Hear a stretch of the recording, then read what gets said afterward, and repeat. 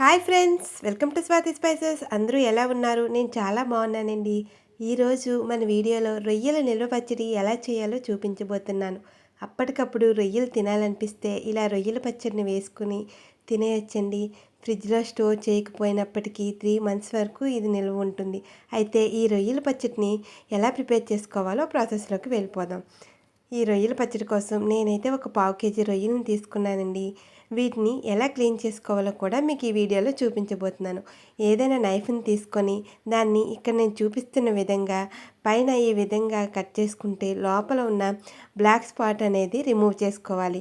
ఇలా అన్నిటినీ కూడా ఇదే విధంగా క్లీన్ చేసుకొని చక్కగా చాలా శుభ్రంగా నిమ్మకాయ ఉప్పు వేసేసి 1కి 3 సార్లు చక్కగా క్లీన్ చేసుకోవాలండి. నేను చెప్పే ఈ ప్రాసెస్లోనే మీరు కూడా ఇంట్లో రొయ్యల పచ్చడిని ప్రిపేర్ చేసుకోండి. ఇంత ఈజీనా అని అంటారు మీరు కూడా. అలానే చాలా సింపుల్గా టేస్టీగా కూడా ఉంటుందండి. మరి లేట్ చేయకుండా ఈ రొయ్యల పచ్చడిని ఎలా చేయాలో ప్రాసెస్లోకి వెళ్ళిపోదామా? ఈ విధంగా మొత్తాన్ని వాటర్ వేసుకొని రొయ్యల్ని బాగా క్లీన్ చేసుకొని పక్కన పెట్టుకోవాలి. నేనైతే 1/2 కేజీ రొయ్యలను తీసుకున్నానని చెప్పాను కదండి. వీటిని మొత్తం క్లీన్ చేసేసరికి ఇవి 1/2 కేజీ కొంచెం తగ్గుతాయి కదా. ఇదే విధంగా మీరు కూడా ఇదే కొలతలతో చేసుకోండి. స్టవ్ మీద ఒక ప్యాన్ పెట్టుకొని 1 టీ స్పూన్ వరకు ఆయిల్ వేసుకొని 1/2 టీ స్పూన్ వరకు పసుపు, కొద్దిగా సాల్ట్ని యాడ్ చేసుకొని మనం ముందుగా క్లీన్ చేసి పెట్టుకున్న రొయ్యలన్నిటిని కూడా అందులో వేసుకోవాలి. దానిపైన మూతను పెట్టుకొని అలా ఒక 5 మినిట్స్ పాటు లో టు హై ఫ్లేమ్లో పెట్టుకొని రొయ్యల్లో నుంచి వాటర్ అంతా రిలీజ్ అవుతుంది. ఈ విధంగా వాటర్ అంతా రిలీజ్ అయ్యి ఆ వాటర్లో అవి బాగా కుక్ అవుతాయండి. ఈ రొయ్యల్లో వాటర్ అంతా ఇంకిపోయే వరకు అలానే కుక్ చేసుకోవాలి. చూడండి, ఇక్కడ నేను చూపిస్తున్న విధంగా వాటర్ అంతా ఎగిరిపోయి ఇలా వచ్చిన తర్వాత వీటిని ఒక ప్లేట్లోకి తీసుకొని పక్కన పెట్టుకోవాలి. ఈ రొయ్యల పచ్చడి అప్పటికప్పుడు వేడి వేడి అన్నంలో వేసుకుని తింటే ఆ రుచే వేరండి. అంత టేస్టీగా ఉంటుంది. మీరు కూడా తప్పకుండా ఈ వీడియో చూసి మీరు కూడా ప్రిపేర్ చేయండి. అయితే ఈ రొయ్యల పచ్చడి కోసం మసాలా కోసం 1 ఇంచు వరకు దాల్చిన చెక్క, 4 లవంగాలు, ఒక 2 ఇలాచీలు, 1.5 టేబుల్ స్పూన్ వరకు ధనియాలను యాడ్ చేసుకొని లో ఫ్లేమ్లో పెట్టుకొని మాత్రమే మసాలాలను వేయించాలండి.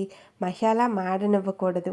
అలానే 1/2 టీ స్పూన్ వరకు మెంతులను, 1 టీ స్పూన్ వరకు ఆవాలను, 1/2 టీ స్పూన్ వరకు జీలకర్రను కూడా వేసి అలా కలుపుకుంటూ వేయించుకోవాలి.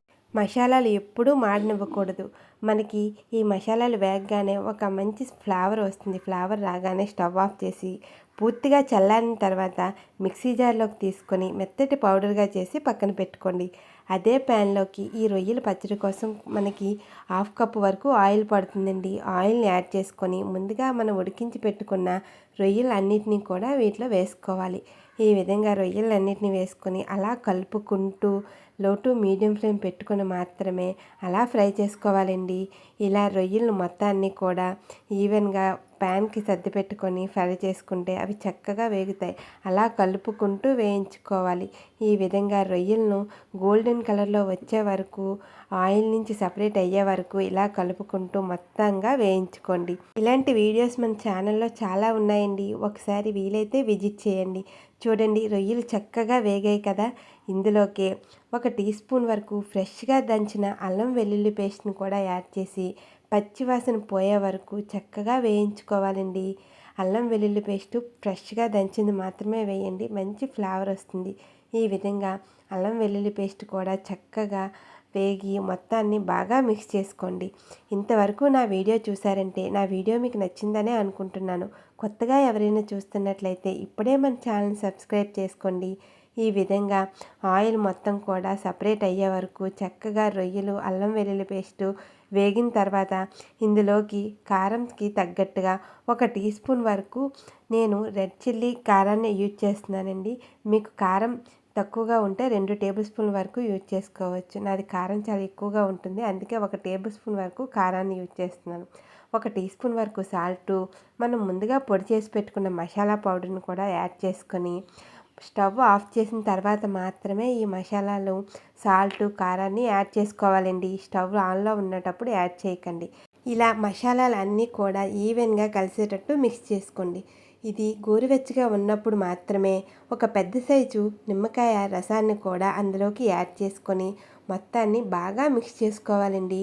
ఇలా మొత్తాన్ని బాగా మిక్స్ చేసుకొని కారం ఉప్పు సరిపోయిందో లేదో ఒకసారి టేస్ట్ చూసుకొని ఏమైనా సరిపోకపోతే అడ్జస్ట్ చేసుకోండి. ఇలా మొత్తాన్ని కలిపి పెట్టిన పచ్చడిని అంతటినీ కూడా ఒక గాజు జార్లో వేసుకొని ఒక 2 డేస్ పాటు కలపకుండా అలానే ఊరనివ్వండి. ఇలా రొయ్యల పచ్చడి ఊరిన తర్వాత వేడి వేడి అన్నంలోకి సర్వ్ చేసుకుంటే చాలా కమ్మగా ఉంటుందండి.